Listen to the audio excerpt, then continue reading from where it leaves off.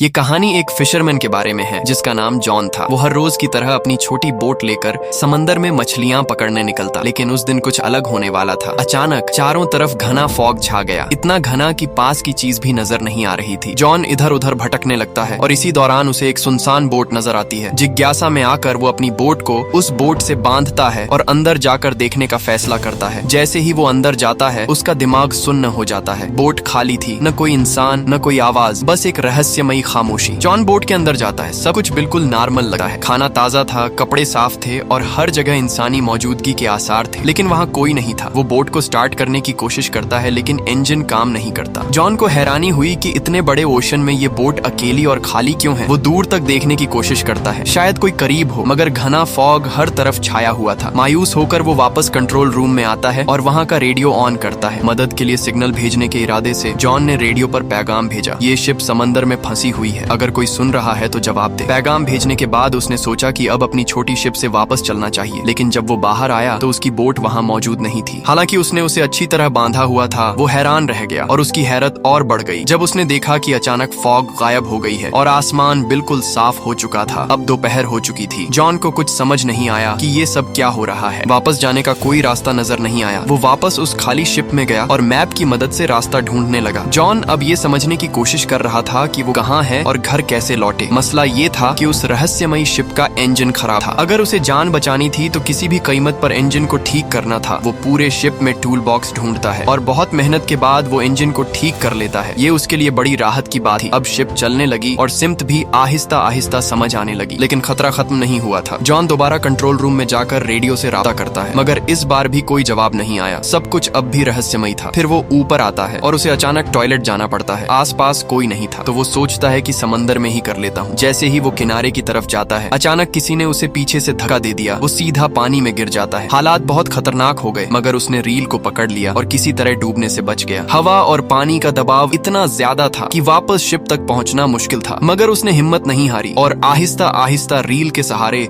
दोबारा शिप पर चढ़ गया। इस सब के दौरान उसका काम मुकम्मल नहीं हो सका तो वो दोबारा टॉयलेट जाने लगा। जैसे ही वो नीचे पहुंचा, अचानक किसी ने दरवाजा जोर से बंद कर दिया। जॉन ने पहले समझा कि ये हवा का असर है और उसने ज्यादा तवज्जो नहीं दी, मगर जब वो बाहर निकलने लगा तो उसने देखा कि दरवाजा अंदर से बंद है। अब वो हैरान रह गया। उसने दरवाजा खोलने की कोशिश की, यहाँ तक कि पॉकेट से कॉइन निकालकर लॉक खोलने की भी कोशिश की, मगर सब बेकार गया। अब उसे लगा कि वो इस शिप पर अकेला नहीं है, कोई है जो उसे परेशान कर रहा है, जो नजर नहीं आ रहा मगर हर वक्त मौजूद है। उसे लगा जैसे कोई उसके साथ खेल खेल रहा हो। वो जोर से चिल्लाया, प्लीज जो भी हो दरवाजा खोलो, मैं चोर नहीं हूँ, बस देखने आया था। मगर कोई जवाब नहीं आया। अब उसे समझ आ गया कि मदद की उम्मीद फजूल है। वो कैबिन की तरफ गया और अंदर जाकर देखा तो उसकी रूह कांप गई। हर जगह खून के धब्बे थे, माहौल डरावना था, मगर उसने डर को नजरअंदाज किया और दोबारा कॉइन से लॉक खोलने की कोशिश की, लेकिन लॉक अब भी नहीं खुला। फिर अचानक पूरा शिप हिलने लगा जैसे कुछ बड़ा होने वाला हो। जॉन बहुत डर गया। फिर उसने ऊपर एक खिड़की देखी। वो किसी तरह उस खिड़की से बाहर आया और इर्द गिर्द नजर दौड़ाई। दूर उसे एक बड़ा कार्गो शिप सीधा अपनी तरफ आता नजर आया। उसका रुख बिल्कुल इसी शिप की तरफ था। जॉन ने समझ लिया कि अगर वो शिप टकरा गया तो सब खत्म हो जाएगा। अब उसे हर हाल में अपनी जान बचानी थी। उसने सिग्नल देने का सोचा, मगर उसके पास कुछ नहीं था। उसने फौरन अपनी शर्ट उतारी और जोर जोर से हिलाने लगा ताकि कार्गो शिप का कोई उसे देख सके, मगर बदकिस्मती से इतनी कोशिश के बाद भी किसी ने नहीं देखा। अब जॉन को हर हाल में अपनी जान बचानी थी। अगर उसका शिप आगे बढ़ता रहा तो कार्गो शिप टकराकर सब खत्म कर देगा। फिर उसने खिड़की से बाहर लटकी हुई रोप देखी। अचानक उसके दिमाग में एक आइडिया आया, अगर वो इस रोप का इस्तेमाल करे तो शायद शिप को रोक सके। उसने फौरन रोप को बांधा और बाहर फेंक दिया ताकि शिप की रफ्तार रुक जाए, मगर हालात और बिगड़ गए। रोप इंजन के पंखों में फंस गई और जैसे ही उसने खींचा, रोप बाथरूम में अटक गई और उसके गले में फंस गई। वो दम घुटने लगा। जब वो मौत के करीब पहुंच गया तो उसने हिम्मत दिखाई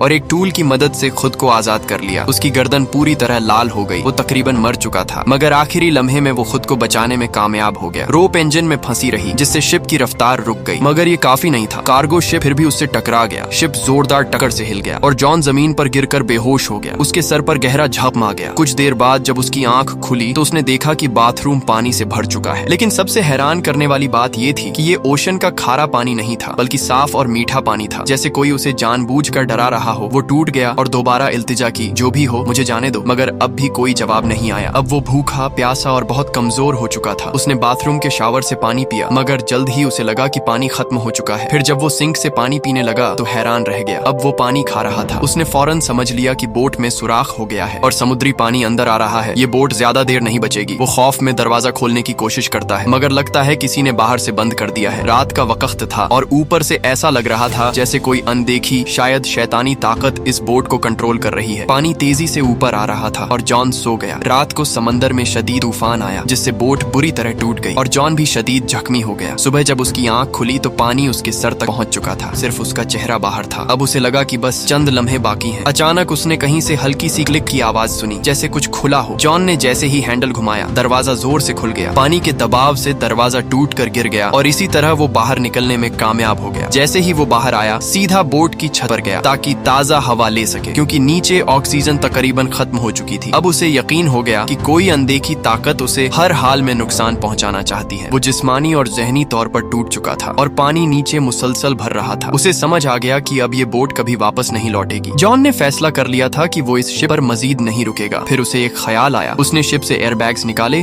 और टूटे हुए बाथरूम के दरवाजे का इस्तेमाल करते हुए एक छोटी सी राफ्ट बना ली। उसने सब कुछ मजबूती से बांध दिया ताकि राफ्ट टिकी रहे, लेकिन राफ्ट चलाने के लिए उसे कुछ और जरूरी चीजें भी चाहिए थी। उसने शिप से खाने पीने का सामान, पानी और जरूरी टूल्स जमा किए और पूरी तैयारी कर ली। फिर बिना पीछे देखे वो शिप से उतर गया और समुद्र में आहिस्ता आहिस्ता आगे बढ़ने लगा। वो राफ्ट पर था और सामने वही बड्ढा शिप अब भी मौजूद था। कई घंटे गुजर गए लेकिन न वो आगे बढ़ पाया, न वो शिप कहीं गया। शिप वहीं जमी रही। वो सोच रहा था कि ये 5-10 मिनट में डूब जाएगी, लेकिन वो अब भी वैसी ही थी। फिर उसके जहन में ख्याल आया, अगर ये शिप अभी नहीं डूबी तो क्यों ना इसे ही ठीक कर लूं। अगर ऐसा हो गया तो वो आसानी से उसी मजबूत शिप पर सफर कर सकता था। ये सोचकर वो वापस शिप की तरफ आया। सबसे पहले उसने राफ्ट को दुरुस्त किया, फिर पाइप और टूल्स की मदद से एक पंप बनाया ताकि पानी बाहर निकाला जा सके। पंप की मदद से समुद्री पानी आहिस्ता आहिस्ता बाहर निकलने लगा। राफ्ट दुरुस्त करने और पानी निकालने के बाद उसने बाकी शिप की मरम्मत शुरू कर दी और बाहर से भी रिपेयर किया ताकि आइंदा मजीद मसाइल न हो। काम मुकम्मल होने के बाद उसने फिर रेडियो पर मदद मांगने की कोशिश की, मगर इस बार भी कोई जवाब नहीं आया। मायूस होकर वो वापस आया, मैप निकाला और रास्ता समझने लगा। उसने शिप को आगे बढ़ाने की कोशिश की, मगर जैसे ही उसने इंजन चलाया, शिप बिल्कुल भी नहीं हिली। उसे लगा जैसे ये उसे दोबारा धोखा दे रही है। शिप बिल्कुल जामिद खड्डी थी, जैसे पानी में किसी ने उसे जकदे दिया हो, और ये ख्याल उसे अंदर से तोड़ दे रहा था। वो मुकम्मल तौर पर थक चुका था। उसकी उम्मीदें दम तोड़ रही थीं। फिर उसने देखा कि एक और शिप दूर से आ रही है। अब उसके पास एक ही रास्ता था, अपनी छोटी राफ्ट से उस शिप तक पहुंचना। वो फौरन उस शिप की तरफ बढ़ने लगा, लेकिन तभी वो शिप अचानक हरकत करने लगी और सीधी जॉन की तरफ आने लगी, जैसे किसी ने जानबूझकर उसे भेजा हो। जॉन ने अपनी रफ्तार बढ़ा दी, लेकिन वो बड्ढा शिप और भी तेज हो गया और टकराने से कुछ लम्हे पहले जॉन ने आखिरी कोशिश की और अपनी बोट से छलांग लगाकर उस दूसरे शिप की तरफ तैरने का फैसला किया जो दूर जाता नजर आ रहा था। मगर जब तक वो वहां पहुंचा, वो शिप गायब हो चुकी थी। तब उसे एहसास हुआ कि ये प्रासरार शिप किसी शैतानी ताकत के जेरे असर है जो उसे कहीं जाने नहीं दे रही। उसने सोचा, चाहे मैं मर भी जाऊं, मैं इस शिप पर वापस नहीं जाऊंगा। लेकिन शाम होते ही पानी ठंडा होने लगा। नीचे डॉल्फिन्स तैर रही थी, लेकिन पानी का दर्जा ए हरारत बहुत कम हो गया। वो सर्दी बर्दाश्त न कर सका और बेबसी में दोबारा उसी शिप पर वापस आ गया। वो इतना थक चुका था